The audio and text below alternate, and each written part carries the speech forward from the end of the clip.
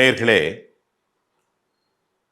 தற்போது நாடு முழுவதும் பெரிய அளவுல பிரச்சனை ஏற்படுத்தியிருக்கிற ஒரு செய்தி நம்ம இப்போ அலசலாக பார்க்க போறோம். திரு ராகுல் காந்தி அவர்கள் அதிகார ஓட்டர்ஸ் அதிகார் அப்படிங்கிற யாத்ரா என்ற அடிப்படையில் ஒரு பயணத்தை அவர் மேற்கொண்டிருக்கிறார். வாக்காளர்களுடைய வாக்கு யாத்திரைகளுடைய அதிகாரத்தை முன்னிறுத்துவதற்காக அவர் அந்த யாத்திரையை ஞாயிற்றுக்கிழமை மாலை ஆரம்பித்தார். அந்த யாத்திரையில் தேஜஸ்வி யாதவ், லாலு பிரசாத் யாதவ் மற்றும் எல்லோரும் கலந்து கொண்டார்கள். அதே மாதிரி மூத்த கம்யூனிஸ்ட் தலைவரும் கலந்து கொண்டார். இப்போ அதே அன்று அதே நேரத்தில் இதனை மறைப்பதற்காக தேர்தல் கமிஷனுடைய தலைமை அதிகாரி பொறுப்பாளர் head of the departments mister Gnaneshwar Kumar அவர்களும் கூட பேட்டி கொடுத்திருந்தார். தற்போதைய நிலையில இந்தியா கூட்டணிகள்ல மஹுவா மொய்த்ரா, ராகுல் காந்தி இப்படி ஏராளமான தலைவர்கள் அவர்கள் இலக்கு இல்லாமல் கடுமையான கேள்விகளை தேர்தல் கமிஷனை நோக்கி வைத்துக் கொண்டிருக்கிறார்கள்.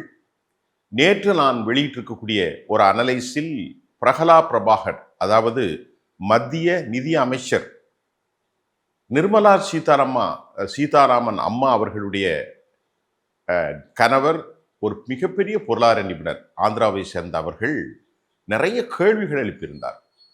அந்த கேள்விகளுக்கும் பதில் இல்லை. நிறைய ஏராளமான கேள்விகள், அறிவுசார் தளத்திலிருந்து ஏராளமான கேள்விகள் கேட்கப்படுகிறது. ஆனால் ஞானேஸ்வர் குமார் அவர்கள் ஒரு இன்ஸ்டிடியூஷன் பாடியினுடைய தலைமை பொறுப்பில் இருப்பவராக பேசாமல் பாரதிய ஜனதாவினுடைய செய்தி தொடர்பாளராக பேசிக் கொண்டிருக்கிறார் என ராகுல் காந்தி போன்றவர்கள் கடுமையான குற்றச்சாட்டை வைத்திருக்கிறார்கள். இதுல பிரச்சனை எங்க வந்தது அப்படின்னு பாத்தீங்கன்னா, முதல் பிரச்சனை இந்த அனலைஸ்ல தேர்தல் கமிஷனை நியமிக்கக்கூடிய அதிகாரம் ஏ அண்ட் பி, ஒன்று ஆளும் கட்சியின் தலைவர் பிரதமர் மோடி அவர்கள், மற்றொன்று ராகுல் காந்தி.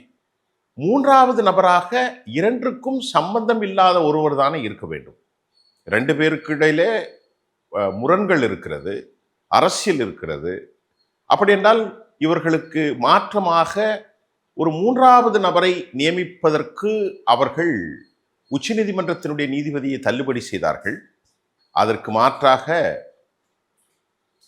பாரதிய ஜனதாவினுடைய பொலிட்பியூரோ கேபினெட்ல இருந்து ஒருத்தரை நியமித்தார்கள். அது அமித்ஷாவாக இருக்கிறது. அது எப்படி நியாயம் கிடைக்கும்? இப்போ முதலிலே கோளாறு, முற்றும் கோளாறு. அதற்கு பின்பு டெல்லியை தாண்டி மகாராஷ்டிராவில் மிகப்பெரிய வெற்றி, ஹரியானாவில் வெற்றி. சில நாட்கள் இதெல்லாம் முடிந்த பிறகு ராகுல் காந்தி சொன்னாரு, 1 கோடி வாக்காளர்கள், 40 லட்சம் 65 லட்சம் 1 கோடி வாக்காளர்களை மராட்டியத்தில் நீங்கள் அதிகமாக சேர்த்தீர்கள், வாக்கு திருட்டு என்ற பெரிய பூகம்பத்தை அவர் வீசினார். அதே போன்று கர்நாடகாவில் மாதேஸ்வர்புராவில் 1,50,250 வாக்குகளை அதிகம் சேர்த்ததாகவும், கர்நாடகாவில் பல வீடுகளை India today news minutes operation நடத்திய ஸ்டிங் ஆபரேஷன் மூலம் 2 பேர் அல்லது 3 பேர் வசிக்கக்கூடிய அளவிலான சிறிய வீட்டில 48லிருந்து 80 வாக்காளர்கள் பதிவு செய்ததும், இன்னும் பல வாக்காளர்கள் 000 பதிவு செய்யப்பட்டிருந்த ரிக்கிங் உலகத்துக்கு வந்தது இந்திய சமூகத்தை ஆட்டி போட்டிருக்கிறது. ரொம்ப மோசடி. இதுல தேர்தல் கமிஷனை குறித்து நாம் கேள்வி எழுப்புவதற்கு ஒரு பத்திரிகையாளனாக நமக்கு நியாயம் இருக்கு. இது ரொம்ப மோசமான ஒரு தன்மை என்றுதான் இந்தியா முழுவதும் பேசப்படுகிறது. இதற்கிடையில இந்த வாக்கு திருட்டு விவகாரத்தில் பல கேள்விகள் தற்போது எழுந்திருக்கிறது. ஞானேஸ்வரர் குமார் ஒரு அரசியல்வாதியாக மாறியிருக்கிறார் என்ற அந்த குறிப்பிட்ட குற்றச்சாட்டும் தற்போது இலக்காக கொண்டிருக்கிறது. அவருடைய அரசியல் தலைவரின் செய்தியாளர் சந்திப்பை போன்று அவருடைய பேச்சுக்கள், நான் பதில் தர முடியாது, நான் சொல்ல முடியாது, இப்படியெல்லாம் அவர் சொல்கிறார். இதற்கிடையிலே மஹுவா மொய்த்ரா அவர்கள் மிக கடுமையான கேள்விகளை, அமெரிக்காவில் படித்தவர், மிக கடுமையான கேள்விகளை எழுப்பியிருக்கிறார். ஆக்ஸ்போர்டில் கல்வி கற்ற ராகுல் காந்தி அவர்களும் இப்படி அறிவுசார் தளத்திலிருந்து இவர்களின் மோசடி அம்பலத்துக்கு வருகிறதா என்ற கேள்வி வருகிறது. நாம் ஏற்கனவே சொன்ன மாதிரி வெற்றி தோல்வி ஒரு விவகாரம் அல்ல. ஆனால் மோசடிகளும் ஜனநாயக விரோதமான தன்மைகளும் சாவரின் தேசத்திற்கு எதிரான முறைகளையும் நாம் ஒருபோதும் ஆதரிக்க முடியாது என்பதுதான் உண்மை. சமூக வலைத்தளங்களில் இது குறித்து பெரும் பிரளயமும் விவாதமும் நடந்து கொண்டிருக்கிறது. ராகுல் காந்தி தற்போது சர் என்ற அடிப்படையிலே பீகாரில் நடக்கக்கூடிய தேர்தலுக்கு இன்னும் 3 மாதங்கள் தான் இருக்கிறது. அக்டோபர், நவம்பர் அந்த மாதங்களில் அவர் பிரச்சாரத்தை மக்களோடு மேற்கொள்கிறார். உங்கள் வாக்கை திருடிவிட்டார்கள், உங்கள் வாக்கை திருடிவிட்டார்கள் என்றெல்லாம் மிகப்பெரிய பிரச்சாரம் நடைபெறுகிறது. இந்த மாதம் முழுமையாக முடிந்த பின்பு செப்டம்பரில் இறுதி செய்யப்படும். ஆக இதை என்ன செய்ய போகிறார்கள் என்ற கேள்விக்கு முன்னால் தேர்தல் ஆணையம் ஞானேஸ்வர் குமார் பதில் தர முடியாத 10 கேள்விகள் என்ன? நேற்று பிரகலாத் பிரபாகர் அவர்களுடைய 12 கேள்விகளை நான் உங்களுக்கு தெளிவாக சொல்லியிருந்தேன். இன்றைக்கு தேர்தல் ஆணையம் பதில் தராத மழுப்பலான மௌனியான எந்த பதிலும் தர முடியாமல் சிக்கி போனார், திணறி போனார் என்பதுதான் உண்மை. முதலாவது கேள்வி, நாம் அதை வகைப்படுத்துகிறோம்.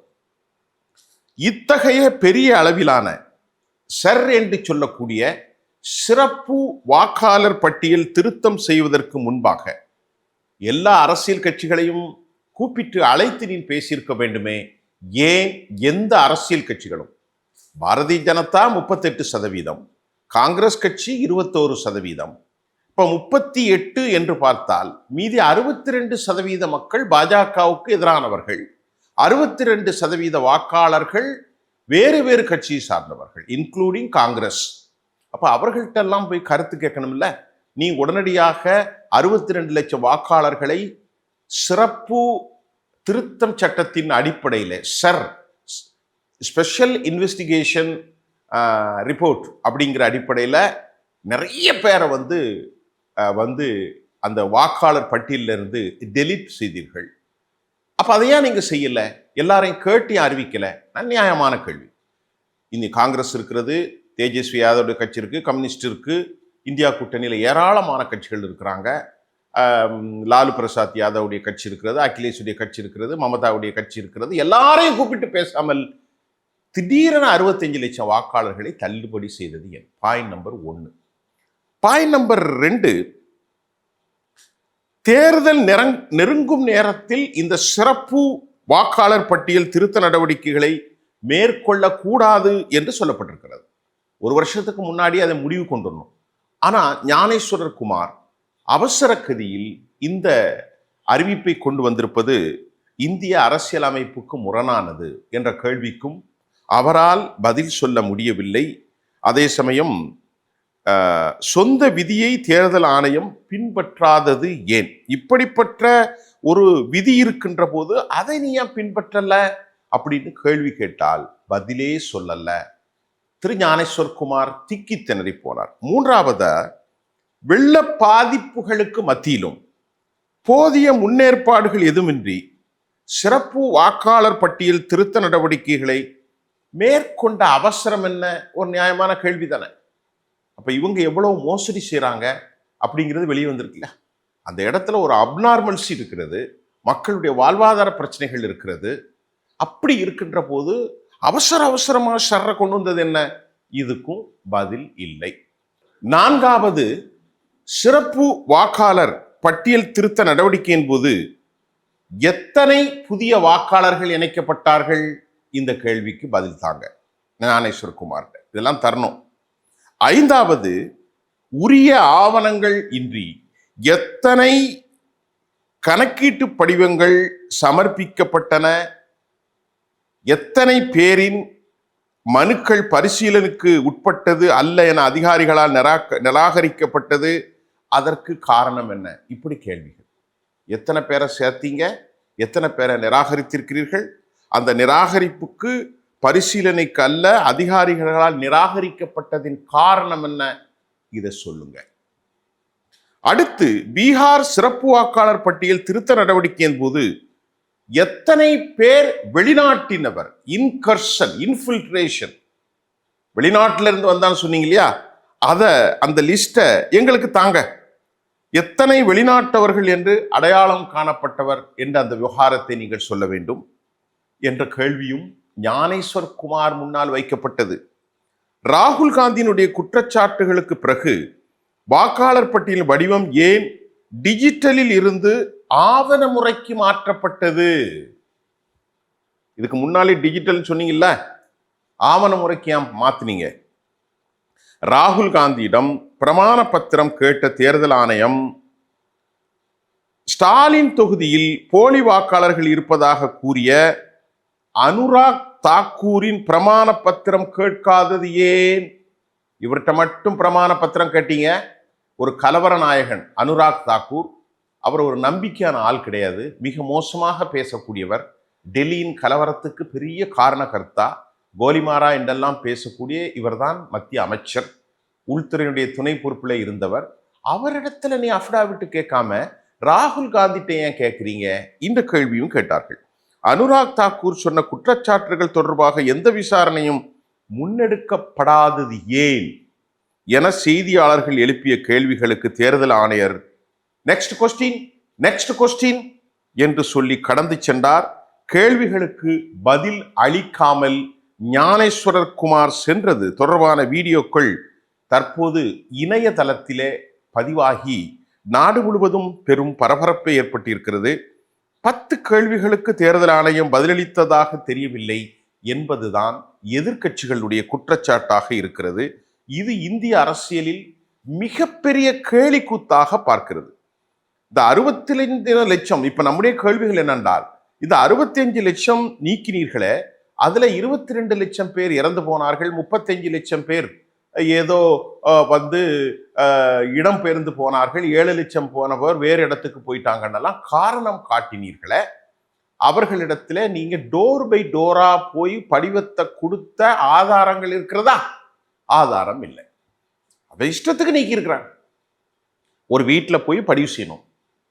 ஆள் இருக்கார, அப்பா இருக்காரு, சித்தப்பா இருக்காரு, இறந்துட்டாரு, அண்ணன் இருக்காரு, இறந்துட்டாரு.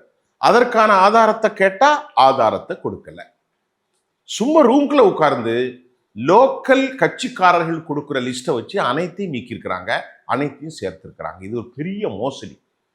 ஆகவே ராகுல் காந்தியினுடைய இந்த விவகாரத்தை தாண்டி இந்தியா முழுவதும் ஒரு கருத்து கணிப்புல 28% பேர் தான் தேர்தல் ஆணையத்தின் மீது நம்பிக்கை, 72% பேர் நம்பிக்கை இல்லை என்ற தகவலை வைத்திருக்கிறார்கள். டிஜிட்டல் இதை கொண்டாங்க சார்.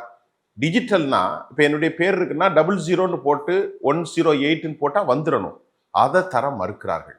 அதை ஞானேஸ்வர்கிட்ட கேட்டால் அது பெரிய மோசடி நடந்துரும் அப்படின்ட்டு தட்டி கழிக்கிறார். இவர் ஒரு மோசமான அதிகாரி என்பது தற்போது நிரூபணமாகிருக்கிறது என எதிர்க்கட்சிகள் சொல்ற குற்றச்சாட்டில் உண்மை இருக்கிறது என்று நாம் நம்புவதற்கு அதிகமாக இருக்குது. டிஜிட்டலை கேட்டால் கையும் மடியில் கணமில்லை என்றால் வழியில் பயம் இல்லை. இதோ டிஜிட்டல் எடுங்க, நீங்க போட்டு பாருங்க. 10வது வார்டுல 64வது பாகத்துல 43வது எண்ணில் போய் பாருங்க. இதோ எங்களுடைய அதிகாரிகள் சைட்ல இன்ஸ்பெக்ட் பண்ணியிருக்கிறாங்க. இதோ ரெக்கார்டு, இதோ டிஜிட்டல் கொடுக்கலாம்ல. டிஜிட்டலை கொடுத்தா மோசடி நடந்தன்னு தப்புகிறார். அதே போன்று அஃபிடாவிட் கேட்கிறீர்களே, அனுராக் தாக்கூருக்கு மட்டும் ஒரு நீதி, மற்றவர்களுக்கு ஒரு நீதி. அதே போன்று வாக்காளர்கள் 5 மணிக்கு மேல 6 மணிக்குள்ள ஏராளமான சதவீதங்கள், காலை 8 மணியிலிருந்து 5 மணி வரும் குறைவான சதவீதம், கடைசி 1 மணி நேரத்தில் ஏராளமான சதவீதம். எப்படியா போலாச்சு? வீடியோ கொடு, வீடியோ தர மறுக்கிறான். இப்படியெல்லாம் எந்த விதத்துல நீங்க இதை செஞ்சீங்க என்ற கேள்வியை எதிர்க்கட்சிகள் எழுப்புகிறது. அதே மாதிரி தேர்தல் நடத்துவதற்கு 1 வருஷம் முன்புதான் நடத்தணும் இதெல்லாம், ஆனா கடைசி 2 மாசத்துல நடத்துறீங்களே. அதே போன்று பூத்துல ஆபீசர் வீடு வீடாக போய் நீங்கள் சேகரித்தார்கள் என்றால் அதற்கான பாரம் என்ன, அந்த பாரத்தை முழுமையாக தருங்கள். அதே போன்று சுப்ரீம் கோர்ட்டும் இந்த பாரத்தை வெளியிட வேண்டும் என கேட்டது. எத்தனை பேர் போனீர்கள், எத்தனை ஃபார்ம் ஃபில் செய்தீர்கள், அந்த லிஸ்ட்டை கொடுங்க. ஒரு வீட்டுக்கு போனா ஆட் பண்ணா ஃபார்ம் வேணும், அவங்க டெலீட் பண்ணா ஃபார்ம் வேணும். இதையும் கேட்டார்கள். எதுக்குமே பதில் இல்லை. யாரோ ஒருவர் மைக்கை பிடித்து ஞானேஸ்வரர் குமார் சொல்றார், அதுக்கு எல்லாத்துக்கும் பதில். யாரோ ஒருவர் மைக்கை பிடித்து 1,50,000 பேரை சேர்த்துட்டாங்கன்னு சொன்னா அதுக்கெல்லாம் நான் பதில் சொல்லணுமா? என்ன பேசுறாரு? பொறுப்புள்ள எதிர்க்கட்சியின் தலைவர் ராகுல் காந்தி, பிரதமருக்கு சமமான இந்திய கான்ஸ்டிடியூஷனில் உள்ள ராகுல் காந்தி, அதை பார்த்து யாரோ ஒருவர் கேட்டா நான் பதில் தர முடியுமா என்று ஒரு சராசரி அரசியல்வாதியோட மோசமாக பேசியிருக்கிறார். சிசிடிவி கேமராவில் நீண்ட வரிசையை தாருங்கள் என்று கேட்டால் அதையும் தர மறுக்கிறார். அதில் சொல்லிட்டேன், டிஜிட்டலையும் தர மறுக்கிறார். ஒரே வீட்டில் பெரும் ஆச்சரியம், 580 470 என்கிற அளவில் வாக்காளர்கள் இருக்கிறார்கள். தரையிலே வாழ்பவர்கள், பிளாட்ஃபார்மில் வாழ்பவர்கள், பொது இடங்களில் வாழ்பவர்கள் 000 போட்டு அவர்களுக்கெல்லாம் சேர்த்திருக்கிறார்கள். ஒருவருக்கு ஏராளமான ஐடிகள் வைத்திருக்கிறார்கள். என்ன நடந்து கொண்டிருக்கிறது? It's fully ridiculous. இது ஒரு பெரிய கேலிக்கூத்தாக ஆகியிருக்கிறது. ஜூலை 15 ஏன் ஒருவரும் ஏன் லிஸ்டில் சேர்க்கவில்லை? அடுத்த கேள்வி. 22 லட்சம் பேர் இறந்து போனார்கள் என்றால் அவர்களுக்கு பின்னால் நீங்கள் மற்றவர்களை சேர்த்தீர்களா? 22 லட்சம் பேரை எப்படி செய்தீர்கள்? எலெக்ஷனுடைய இந்த விவகாரத்தில் ஜூன் 7ஆம் தேதி வரை கடிதம் எழுதியிருக்கிறோம். ஆகஸ்ட் வரை எந்த பதிலும் இதற்காக நீங்கள் தரவில்லை. 22 லட்சம் பேர் நீக்கப்பட்டிருக்கிறார்கள். 2024 வெஸ்ட் பெங்காலையும் இதே தவறுகளை நடத்தியிருக்கிறீர்கள்.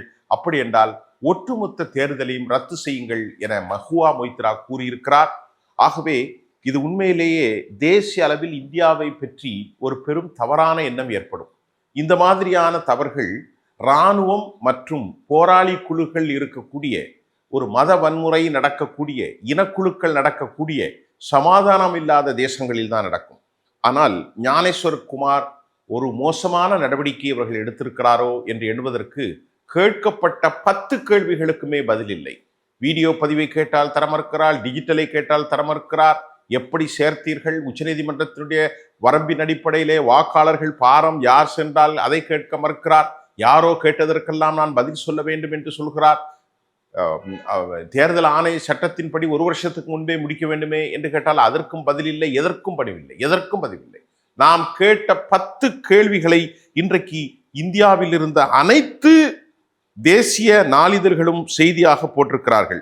மீண்டும் ஒரு முறை பெரிய அளவில் சிறப்பு வாக்காளர் பட்டியல் திருத்தத்திற்கு யாரையுமே கூட்டலை, எந்த எலெக்ஷன் பார்ட்டியும் கூட்டலை. தேர்தல் நெருங்கும் நேரத்தில் இது செய்யக்கூடாது. 3வது, வெள்ள பாதிப்புகளுக்கு இடையே அவசரமாக இது ஏன் செஞ்சீங்க? 4வது, சிறப்பு வாக்காளர் பட்டியல் திருத்த நடவடிக்கையில் எத்தனை புதிய வாக்காளர்களை இணைத்தீர்கள்? அடுத்து எத்தனை பேர் மனு பரிசீலிக்கப்பட்டது? பீகார் சிறப்பு வாக்காளர் பட்டியல் திருத்த நடவடிக்கையின் போது எத்தனை பேரை வெளிநாட்டினர் என்று அடையாளம் கண்டீர்கள்? ராகுல் காந்தி குற்றச்சாட்டுகளுக்கு பிறகு ஏன் டிஜிட்டலை நீங்க ஆவண முறைக்கு அவசரமா டிஜிட்டல் இருந்து ஆவணமாக மாற்றினீர்கள்? இப்படியெல்லாம் பல கேள்விகளுக்கு பதில் தர முடியாமல் இந்திய தேர்தல் ஆணையமும் அதனுடைய தலைமையும் சிக்கி சின்ன பின்னமாக இருக்கிறது. இது ரொம்ப மோசம். ஆகவே ராகுல் காந்தி சொல்கிறார், நாங்கள் ஆட்சிக்கு வந்தால் உங்கள் 3 பேர் மீதும் கடுமையான விசாரணை நடத்துவோம் என எச்சரித்திருக்கிறார். இது இந்தியாவில் பெரும் பரபரப்பை ஏற்படுத்தியிருக்கிறது. இதுதான் இன்னைக்குள்ள செய்தி. மீண்டும் அடுத்த செய்தியோடு சந்திக்கின்றேன். நன்றி.